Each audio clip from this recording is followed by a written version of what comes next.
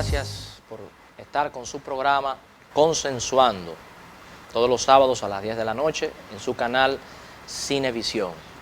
Y queremos comentar en este momento, respecto a las noticias importantes que se dieron en esta semana, queremos resaltar una reunión que se dio entre el Ministerio de Planificación y Desarrollo con el presidente de la Federación Dominicana de Municipios, el ingeniero Kelvin Cruz, en la cual se abordaron los problemas que se están dando en las provincias agrícolas y agropecuarias de nuestro país, los cuales están utilizando terrenos de vocación agropecuaria para desarrollo inmobiliario.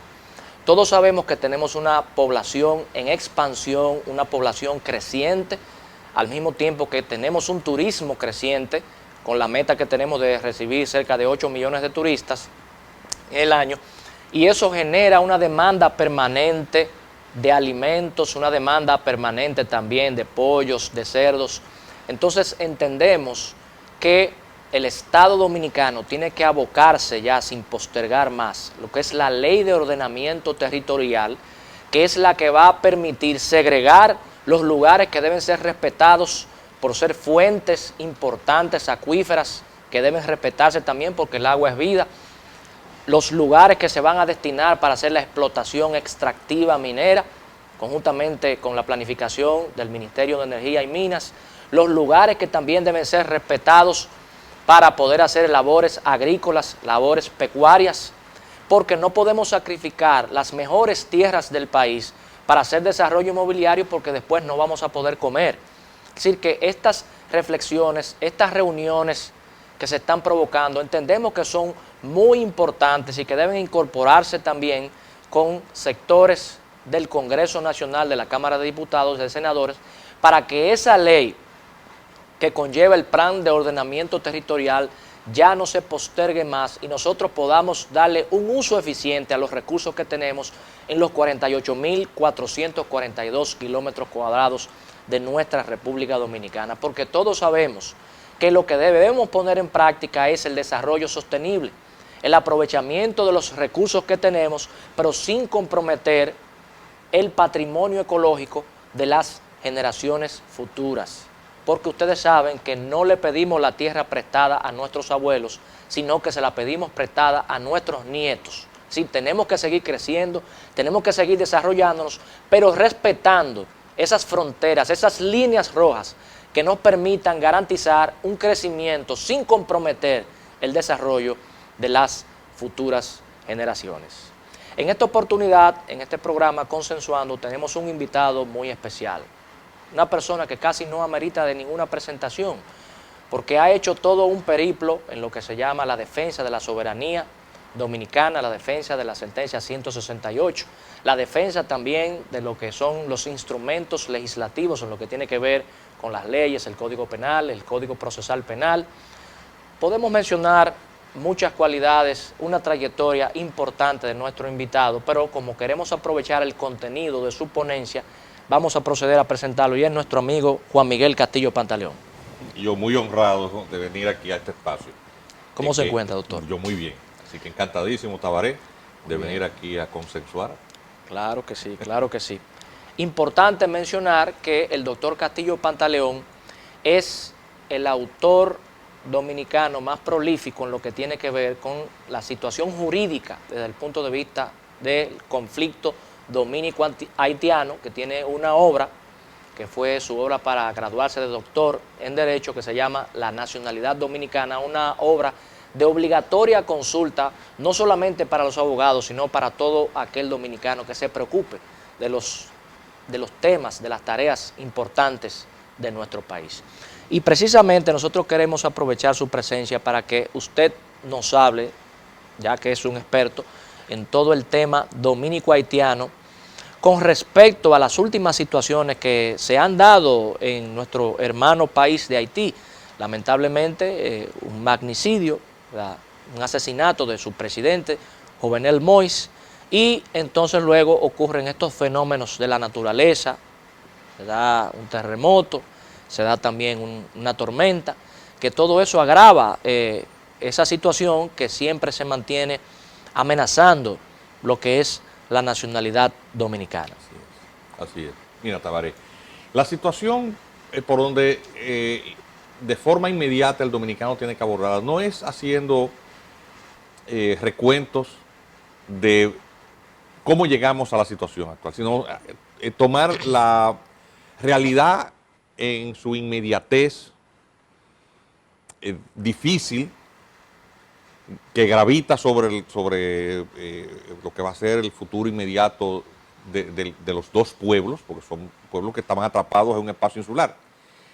Ariel Henry, el nuevo, él se presenta como cabeza de la primatura, es la manera como los haitianos están llamando esa conjunción entre las funciones presidenciales y un primer ministro, ambas entidades ya inexistentes dentro del marco constitucional, porque no hay presidente, la legitimidad del presidente asesinado estaba en entredicho porque su mandato terminaba el 7 de febrero, él en base a una interpretación se mantuvo ahí contra viento y marea, lo cual le fue creando un ambiente de conflicto en múltiples escenarios, quedando solo y obviamente en una situación muy vulnerable, y un primer ministro que también fue designado apenas con menos de 48 horas antes del asesinato del presidente. Entonces es el señor que al final de cuentas es reconocido por la comunidad internacional, pero no representa a nadie.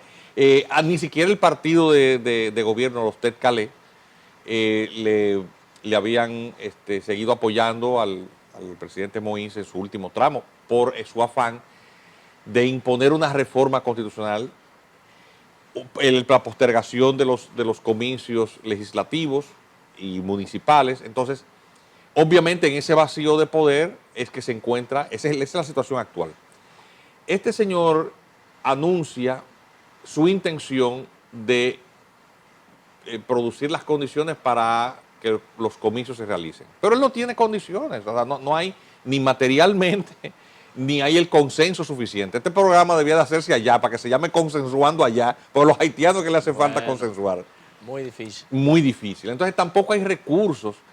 Y la seguridad pública ha quedado comprometida porque también dentro de su estrategia de mantenimiento del poder, el presidente Moïse, en el último año y medio, permitió el crecimiento de pandillas que mantenían en acoso permanente a sus adversarios. Es una estrategia similar a la que aplicó en su momento François Duvalier con la creación de los Tonton Macuts. Y entonces llegó esa situación que no permite la convivencia, que es muy bizarra porque la convivencia entre la autoridad y el desorden no es posible porque se contraponen, no hay forma. Y entonces terminó también estos grupos de pandilleros, los principales de ellos,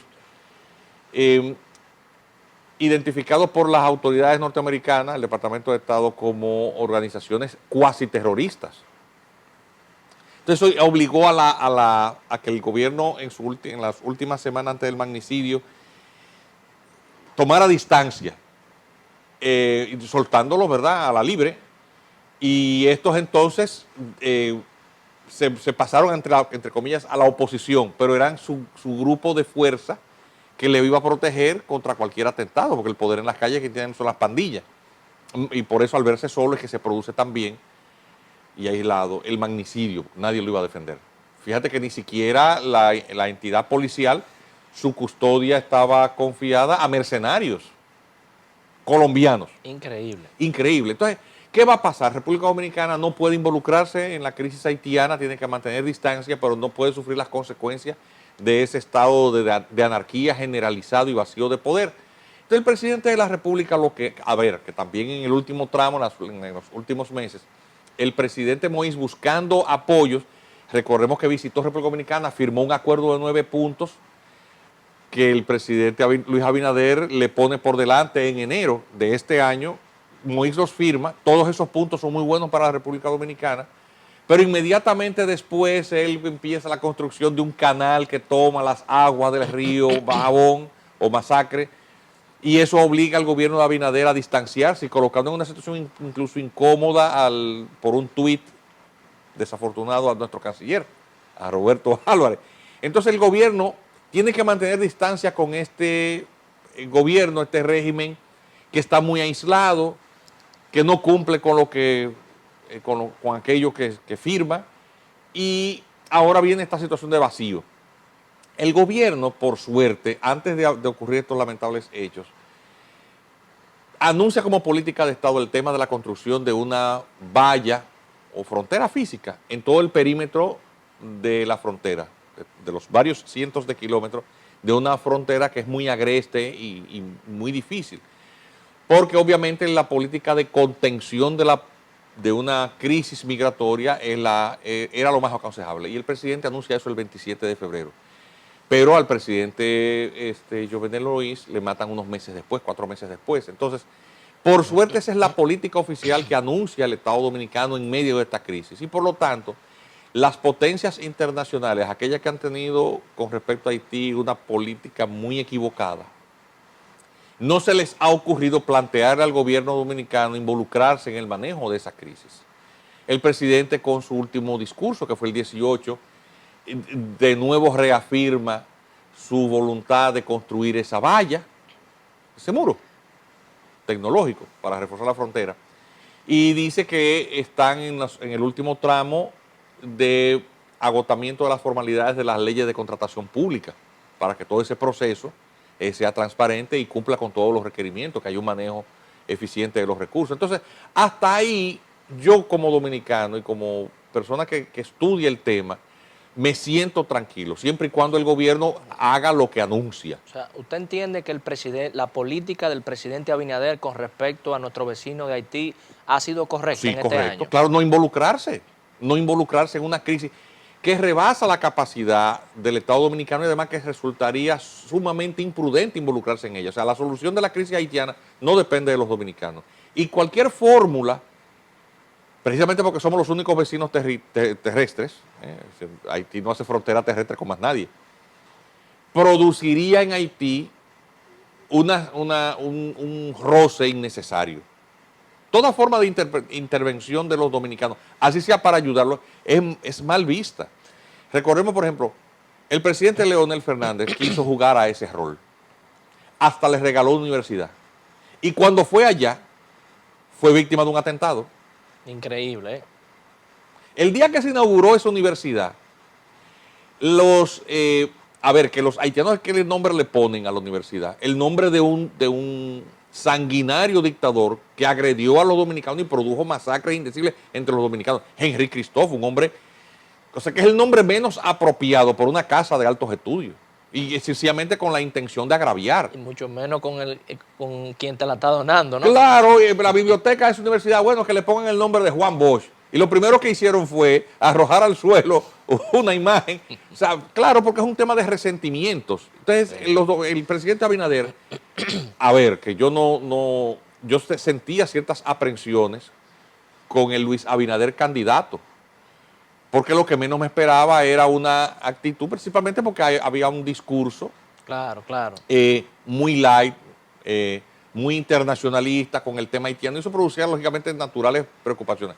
Pero el hombre ha resultado totalmente distinto ahí. Yo creo que para sorpresa de mucha de la gente que esperaba esa línea que tanto nos preocupaba. O sea, eso hay que felicitarlo y uno no debe hay que reconocerlo. Claro, porque reconocer es lo justo. Si un gobierno lo hace bien en determinada área, hay que reconocerlo. Si lo hace equivocadamente, pues la vocación cívica debe ser al de decirle a los gobernantes, mire, nos parece que eso no está apropiado. Pero ahí hay que ponerle buena nota. Claro que sí. Doctor Castillo, en su experiencia, en función de las tragedias que han ocurrido en el pasado y el comportamiento de la comunidad internacional y el comportamiento de las autoridades haitianas, ¿cuál es la perspectiva que nosotros podemos tener en la actuación de la comunidad internacional de cara a los problemas de hoy en Haití? Sí, muy mala. Porque recuérdate que el proceso de crisis política que generó la intervención de las Naciones Unidas y creó la MINUSTAH, al final del día resultó desafortunada. ¿Por qué? Porque Haití no tiene el desarrollo político, social suficiente para asumir el sistema democrático como lo entendemos los países que disfrutamos de democracia, como algo funcional. Y ese mantra no funciona. Es decir, ¿elecciones son la solución del problema de Haití? La respuesta es no. Hay problemas mucho más profundos, para los cuales la cultura política haitiana, que es muy atrasada, no está preparada aún. Es decir, lamentablemente hay que buscar otras fórmulas para lograr encaminar o empujar a Haití hacia el sendero de superar su muy penosa situación. Una pregunta que tengo, si existiría alguna posibilidad de que en Haití haya un protectorado de parte de la comunidad internacional para poder ir paliando esa situación, pero esa la vamos a responder luego de esta pausa. Así que siga con su programa Consensuando.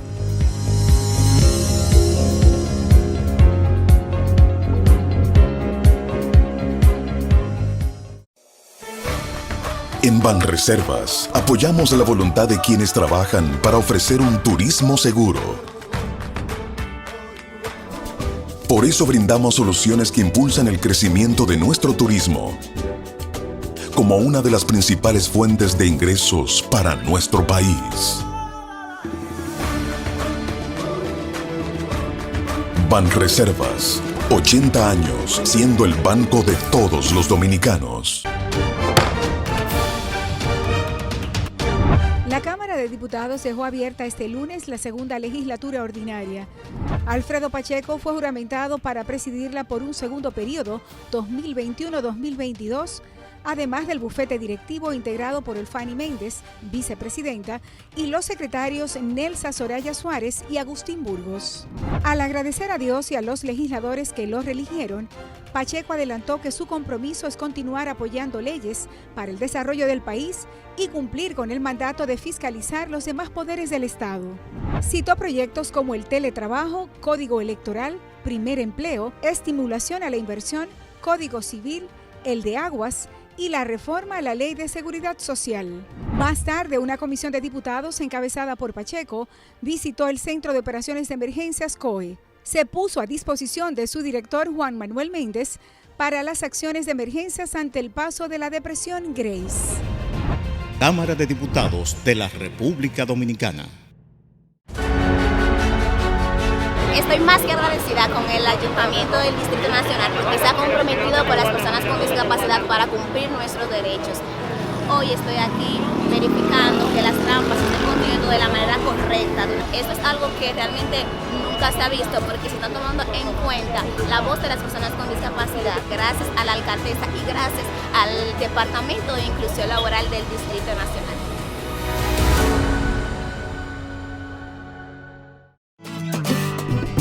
Un país en el que vivir dignamente es un derecho, con políticas sociales que ayudan a salir de la pobreza. Un país en el que la gente del campo tiene apoyo para producir los alimentos que necesitamos. Determinado a vencer los obstáculos, para volver al trabajo y salir adelante. Con una justicia independiente que hace respetar la ley y defiende nuestros recursos. Unidos, lo lograremos. Estamos haciendo historia.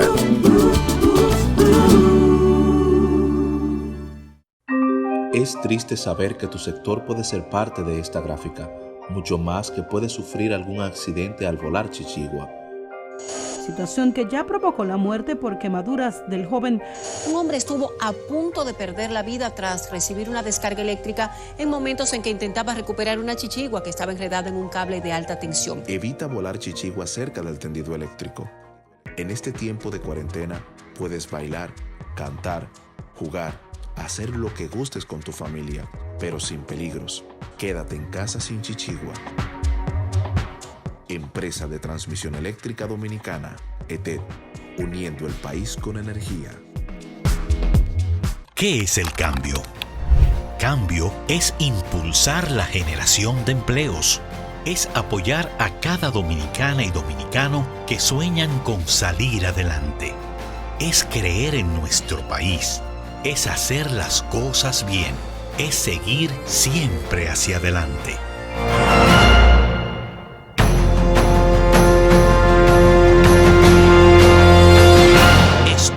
Es el cambio. Ministerio de Industria, Comercio y MIPYMES. Estamos cambiando.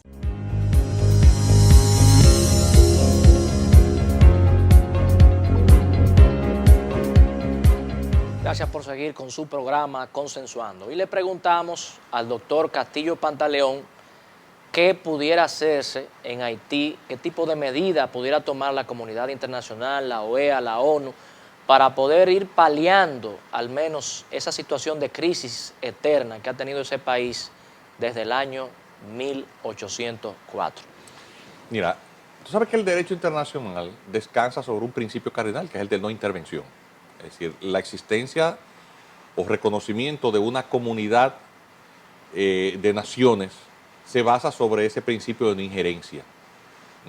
Y el derecho internacional lo que procura es la solución de diferencias o de conflictos de manera pacífica. Esa es la razón fundamental de la existencia del derecho internacional público.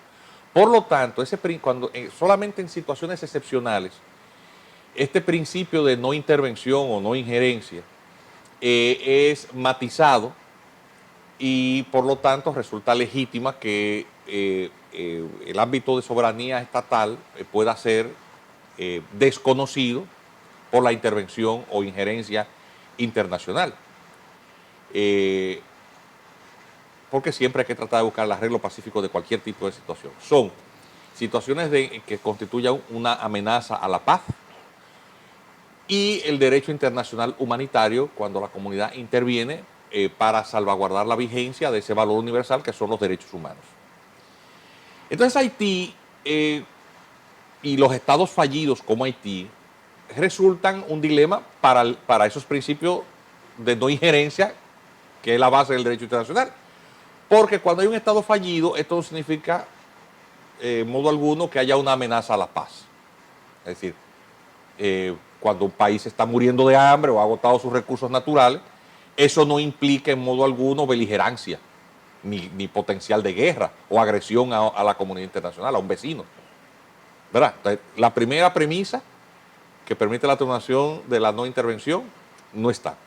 Y lo otro es que, bueno, cuando un país está sometido a una situación de hambruna o de disfunción absoluta de sus instituciones de derecho interno, que es el caso de los países que están en una crisis como la de Haití, que son casos, no hay una guerra civil propiamente dicho, no hay masacres, no hay genocidio, no hay violación a gran escala de los derechos humanos, no hay matanzas, pero hay una situación en la que obviamente el país se sumerge poco a poco en una situación que es en la que la vigencia plena de condiciones de dignidad y de la vida son muy difíciles. Entonces, pero eso no está dentro de las previsiones de excepción de la Carta de la ONU, ni de la Carta que funda la OEA, ¿verdad?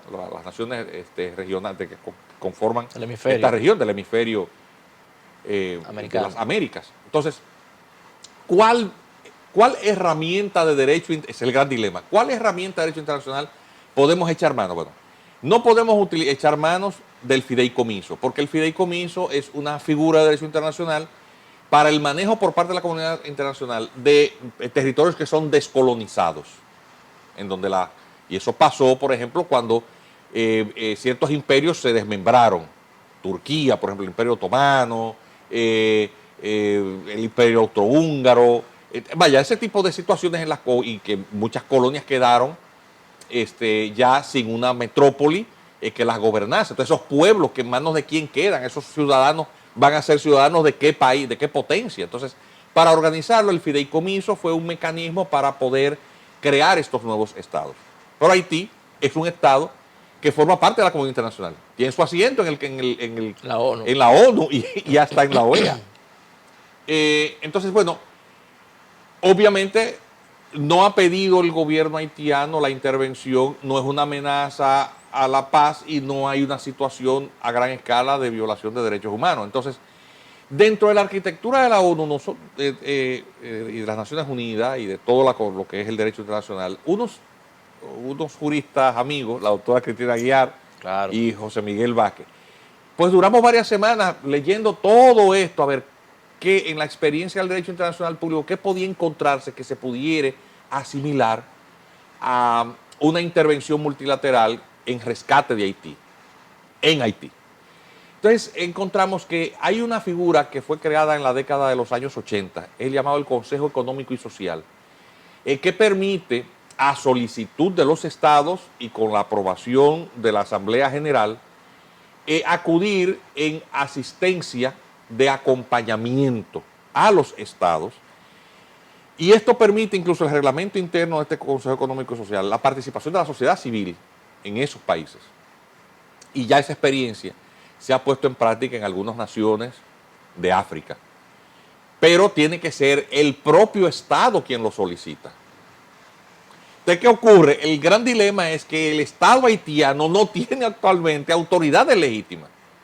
Es decir, están siendo reconocidas de manera provisional o interina para que organicen elecciones, las actuales. Pero es que esa situación viene prolongándose y yo no alcanzo a ver, no se alcanza a ver en lo inmediato que esto puede realizarse. Ariel Henry ha anunciado que quiere cumplir con un calendario electoral para noviembre. Pero entonces, bueno, es posible. Eso es, yo no alcanzo a verlo porque ya el presidente Moïse había postergado para el 26 de septiembre, no se iba a poder de ninguna manera, lo matan antes. ¿Por qué? Porque hay un tema de con qué padrón electoral se va a producir esos comicios. ¿Por qué? Porque el que hizo el Consejo Provisional Electoral era rechazado por la oposición. Recordemos que porque él quería también pasar un referéndum. Sí. La estructura quería reformar la Constitución jurídica constitucional es la de un modelo republicano parlamentario, en donde el presidente lo que es jefe de Estado, pero quien gobierna es el primer ministro. Y eso no funciona en un país que tiene esas condiciones. Un Senado, una Cámara de Diputados, que eran absolutamente disfuncionales. Totalmente. Entonces, las autoridades actuales, de hecho, están gobernando por decreto, pero nada de eso tiene anclaje constitucional. Lo que está pasando no tiene nada que ver con un sistema constitucional al cual ya no responde la realidad. Entonces, ¿cómo va la comunidad internacional válidamente? Pisando firme en derecho, con ese precario instrumental de derecho internacional que le permite intervenir cuando la única vía posible, que es la que te estoy diciendo, me refiero que tiene un anclaje jurídico, doctrinario, no tienes autoridades legítimas incluso que puedan decir, bueno, utilicen este instrumento, esta herramienta. Yo no alcanzo a ver salida en lo inmediato. ¿Por qué? Porque tiene que producirse una estabilización que tampoco puede imponer la comunidad internacional. Bueno, la verdad que uno... Que está harta también, ese es otro. Claro, uno ve la situación en su extensión muy compleja, pero ojalá se pudiera ser creativo y tomar medidas que puedan ser preventivas antes de que marejadas de inmigrantes empiecen a llegar a la Florida, empiecen a llegar a las Antillas Menores. Nosotros también seríamos el destino principal porque es el único país que se puede llegar por tierra. Y ese tipo de crisis prácticamente humanitaria que se está desarrollando, que es una costumbre, pero no por ello menos reprochable, que ojalá la comunidad internacional pueda tomar medidas antes de que eso ocurra, porque un país con una economía devastada, en tiempos de pandemia, que ocurre un magnicidio y estos fenómenos naturales y una crisis política que no le vemos salida, yo creo que lo inteligente, aunque sabemos que ya es complejo por lo que acaba de describir, doctor, pero lo inteligente pudiera ser tomar una decisión antes de que la crisis continúe agudizándose. Tabaré, tú sabes una cosa, a mí lo que me preocupa es lo siguiente, eso es algo que dijo el propio presidente. Nosotros no podemos involucrarnos. Ah, no, claro, la República Dominicana, claro. Tiene que mantenerse al margen. La única cosa que puede, porque es lo único en lo que está en control el gobierno dominicano, es en su territorio. La única cosa sensata que puede hacer el Estado dominicano es cuidarse, reforzar la frontera física, porque con medios más allá de la mera custodia en manos de seres humanos, porque eso nunca ha funcionado del todo. Es decir, un agente militar custodiando un paso en un lugar inhóspito, sin vigilancia, por unos pocos pesos. Hay que vigilar al que vigila. Sí, por unos pocos pesos, ahí se va a la porra todo lo que es, porque nadie lo ve. Es una frontera muy también desguarnecida, porque es que la región fronteriza tiene escasa población dominicana. Sí, entonces sí. No hay manera de verificar que el militar esté cumpliendo plenamente con... La mayoría de ellos lo hace, pero es imposible porque es muy larga la frontera. No, por eso el muro es necesario. Es necesario. Los muros, históricamente, ahí tenemos el muro, si pudiera hablarnos de los diversos países que tienen muros. En México y Guatemala, México construyó ha construido en muchos pasos fronterizos. Ahí está en México. Sí, en el México. Caso, por supuesto, de los Estados Unidos. El caso de España en la frontera con Ceuta y Melilla. Sí. Y supongo yo que el Estado de Israel también. Así es, el ejemplo prototípico, que está rodeado de enemigos, el caso del Estado de Israel, pero próximamente ya el gobierno griego, por ejemplo, está anunciando la construcción de tramos de vallas, anticipándose a las crisis migratorias afganas. Lo que está pasando actualmente. Exactamente, sí. Ese es un tema muy palpitante en este momento, la crisis afgana. No hay otra forma, porque tú no puedes intervenir en solucionar los problemas a un país distinto. El gobernante dominicano no puede gobernar en Haití. No puede ni siquiera opinar. Y la única cosa que tiene en control el presidente Luis Abinader es el territorio dominicano. Entonces, está haciendo lo correcto. Que hay que mantener esa política que ha llevado el presidente Abinader, que hasta el momento ha sido de respeto a la soberanía dominicana, pero también de no involucramiento en asuntos de la crisis haitiana. Otro tema, doctor, que está teniendo mucha actualidad, el presidente Abinader ha propuesto una reforma a la Constitución. Ha manejado algunos temas puntuales con respecto a la consolidación en la elección del Procurador General de la República, de que eso se quede plasmado en la Constitución, que no sea una decisión exclusiva del presidente. Pero también hay otros temas siempre que son asignaturas pendientes y que pudiera aprovecharse en esta consulta, esas amplias consultas que va a hacer el presidente. ¿Cuáles otros temas usted entiende que debiera aprovecharse en una eventual reforma constitucional que se haga? Yo te voy a decir algo. Yo creo que en general plantearse la reforma constitucional no es oportuno. El presidente Abinader puede alcanzar y debe alcanzar consolidar ciertos logros que son innegables. Mira, el manejo de la pandemia ha sido bien llevado. Eso habría que ser muy mezquino para no dejar de reconocer ese esfuerzo que ha hecho el gobierno dominicano de buscar esa vacuna, así sea debajo de la tierra. Eso y los ha buscado. Eso habría que ser muy mezquino para no reconocer eso. Se ha hecho un esfuerzo extraordinario. Entonces el presidente Luis Abinader si sigue por donde va a consolidar ciertos logros que por su propia cuenta, si las reformas necesitan tocar la Constitución, por su propio peso llegarán. No es el momento. Eso sería distraernos de otro objetivo. Principalmente porque el tema de la politicidad del Ministerio Público puede ser alcanzado con otros medios que no requieran una convocatoria de un texto constitucional, porque aquí hay muchos temas de agenda que tienen el país en vilo, que crearían un ruido innecesario y nos distraería de lo que debe ser una agenda prioritaria. Ahora mismo la agenda prioritaria es consolidar el control de la pandemia y la recuperación de la economía. Y los demás temas no son tan importantes, principalmente si se pueden alcanzar a través de una agenda legislativa ordinaria, para no tocar la Constitución, porque por ahí van a venir el tema del aborto, el tema del derecho, o sea, hay una cantidad, el tema de la nacionalidad, y es mejor ciertas ollas no destaparlas, porque los vapores que salen de ahí, tú no sabes si van a ser agradables, y además el partido de gobierno no tiene control absoluto de las mayorías congresuales, como para mantener en control. Una vez la Asamblea revisora de la Constitución, se instala, es soberana.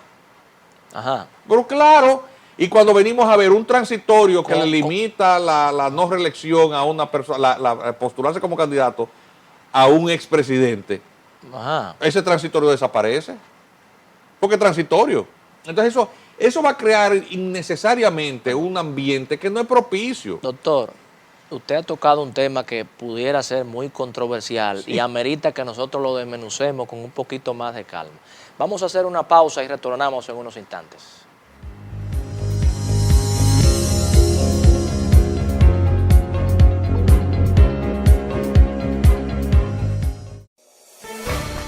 En Banreservas apoyamos la voluntad de quienes trabajan para ofrecer un turismo seguro.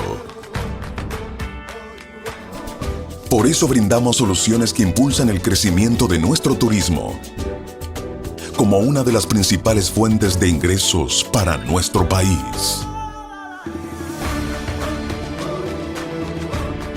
Banreservas, 80 años siendo el banco de todos los dominicanos. ¿Qué es el cambio? Cambio es impulsar la generación de empleos. Es apoyar a cada dominicana y dominicano que sueñan con salir adelante. Es creer en nuestro país. Es hacer las cosas bien. Es seguir siempre hacia adelante.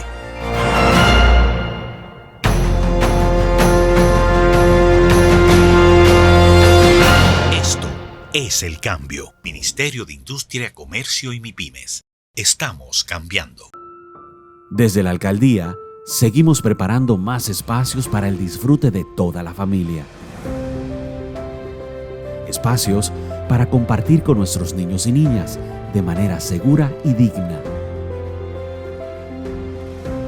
Ven a disfrutar de una sana recreación en parques completamente remozados, debidamente iluminados, señalizados y con nuevos juegos infantiles. No solo son parques, son momentos y emociones. Alcaldía del Distrito Nacional.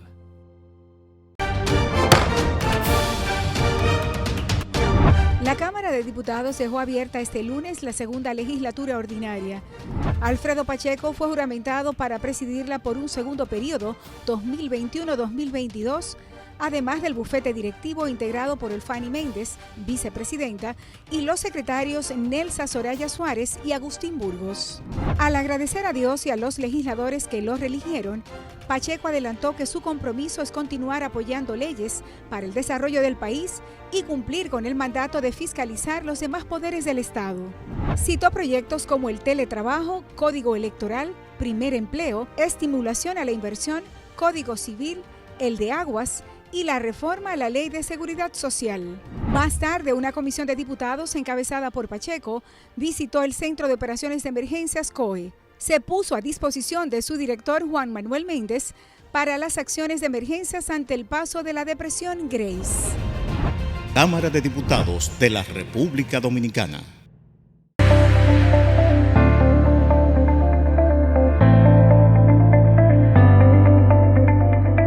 Al montarte en nuestros autobuses, utiliza tu mascarilla. Con esto te proteges y nos ayuda a detener la propagación del virus. Ayúdanos a ayudarte.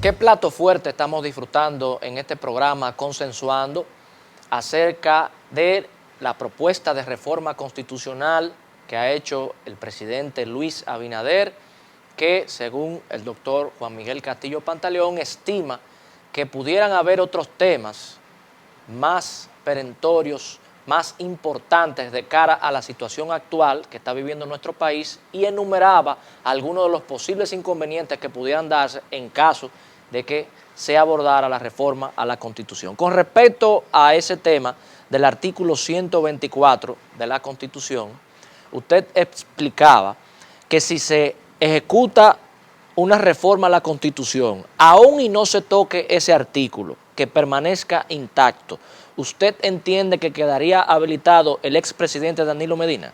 Sí, por lo siguiente, y para Vamos a ver. Sí, por lo siguiente, y esto es derecho puro, no política.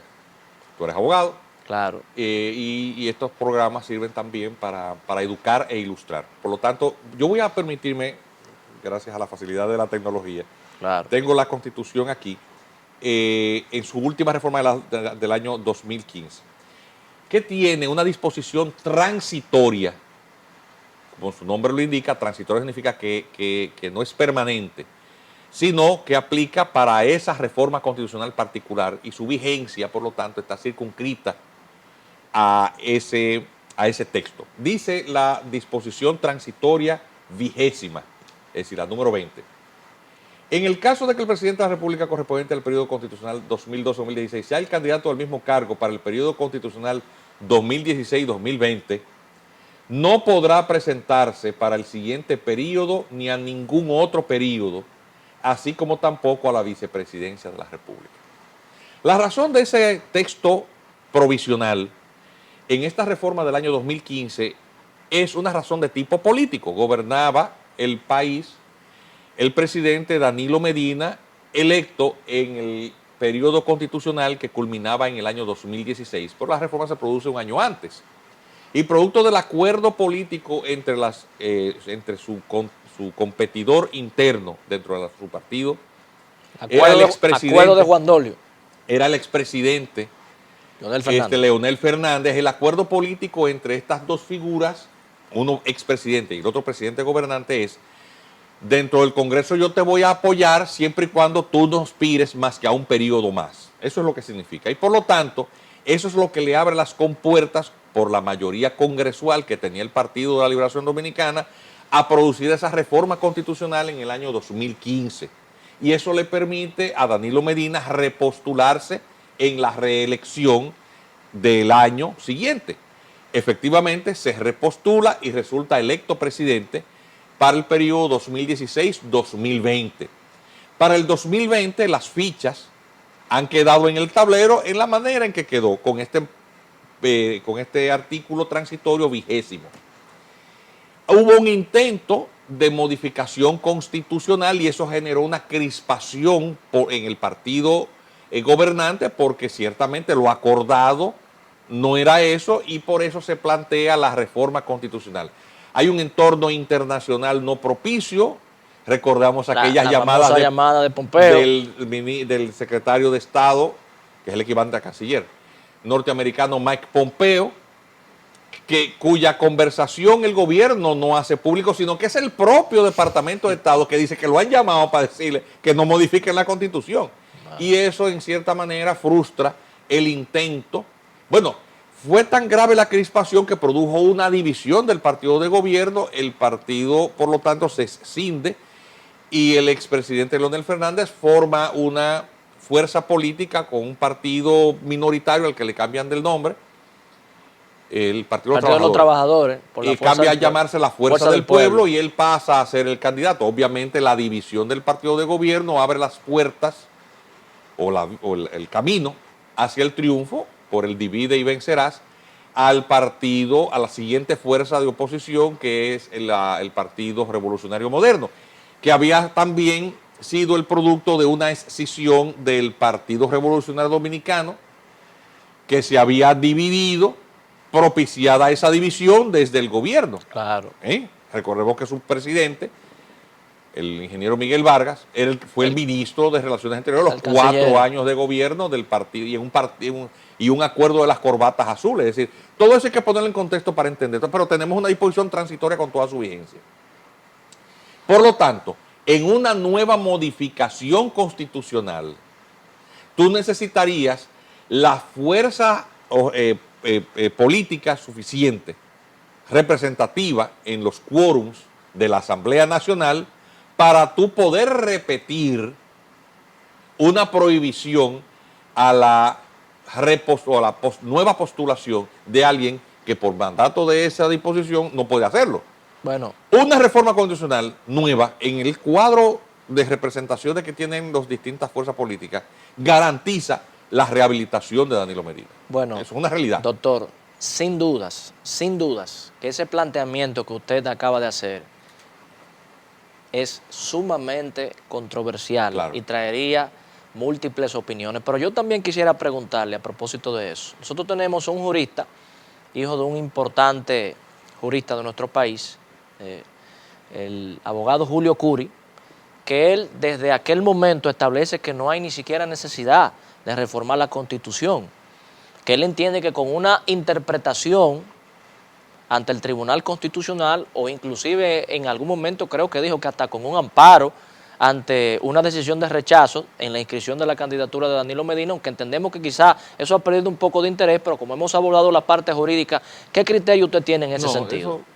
Que no tendría ningún tipo de expectativa de posibilidad, porque la disposición transitoria, que la acabo de leer, es muy clara. In claris non fit interpretatio.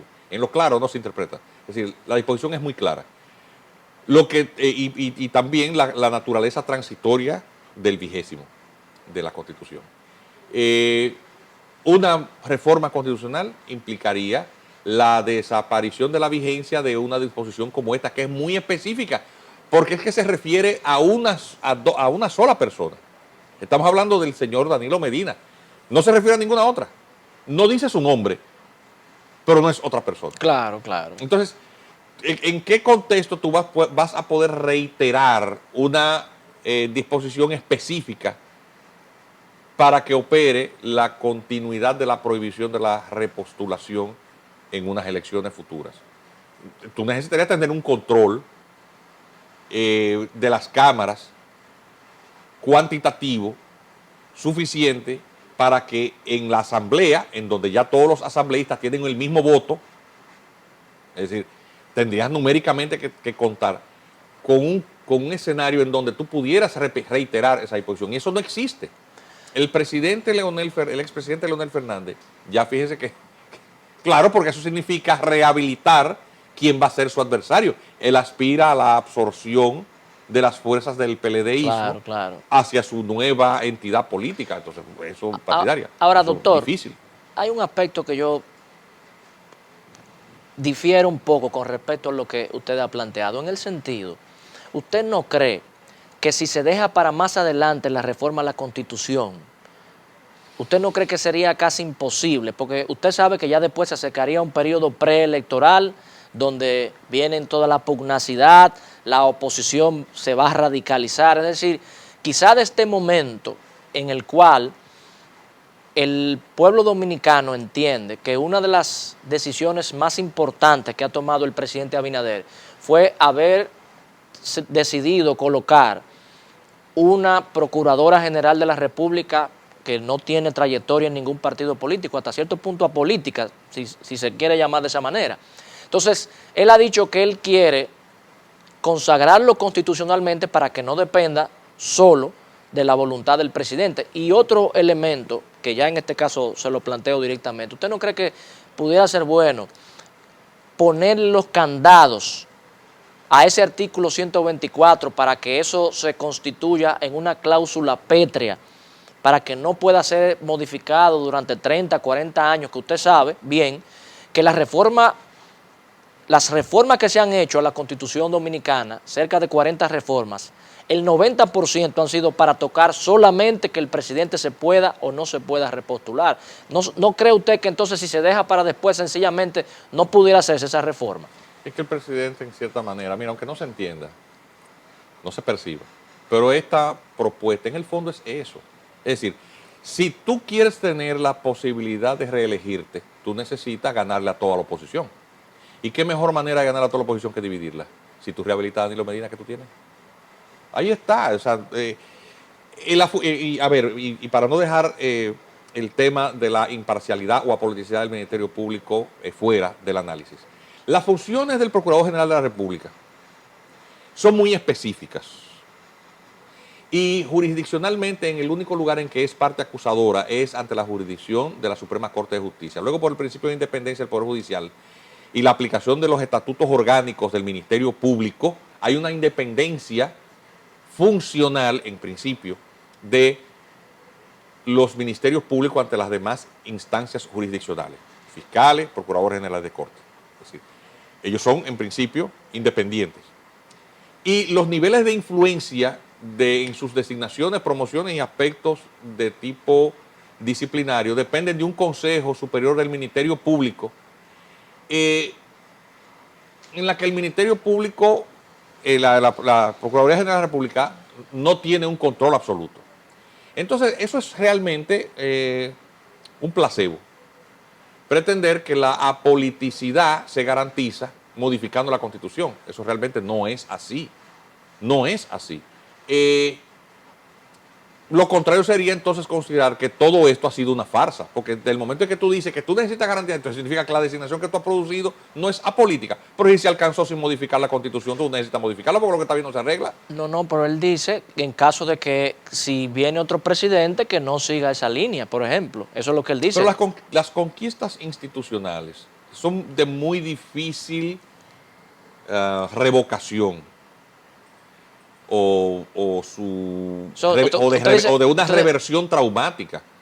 ¿Entiendes? O sea, usted dice que sería como el 4%, que ya después claro, que se puso... después que está hecho, después que ese cemento se pone duro y tú tienes esas conquistas, retornar hacia el pasado resulta muy... A ver, por ejemplo, ¿cómo tú quieres volver al sistema de los bucones para sacar la licencia? Después que la gente se acostumbró a que iba a un establecimiento comercial y renovaba la licencia pagando un recibo en el banco. ¿Cómo tú vuelves una cosa como esa al pasado? ¿Tú te recuerdas lo que era sacar la licencia hace 30 años?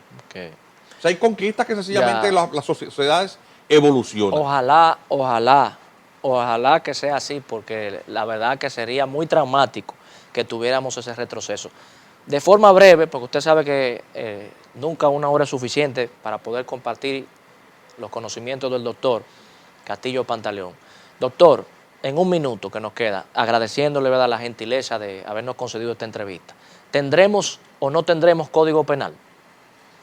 Yo quisiera pensar que sí, y que esos temas que han ralentizado excesivamente su aprobación se han dejado a una discusión de leyes muy particulares y especiales. El país necesita ya salir de este tema que está siendo enturbiado por agendas totalmente ajenas de las verdaderas urgencias de la sociedad. Además también porque algunas de estas razones que se esgrimen y que son lo que mueven todo este entorpecimiento son de muy dudosa legitimidad, y eso está impulsado por agendas que todos sabemos son agendas progres, y el país no se merece eso.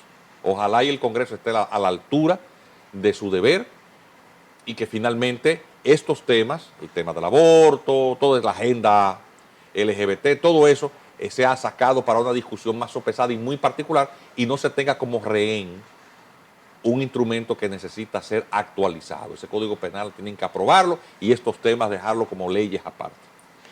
Ojalá. Bueno, definitivamente, como dijimos hace un momento, una hora no es suficiente para poder desmenuzar estos temas importantes y aprovechar en toda su extensión este invitado con tan amplios conocimientos. Agradecemos a todos ustedes su sintonía y los convocamos el próximo sábado a las 10 de la noche en Cinevisión.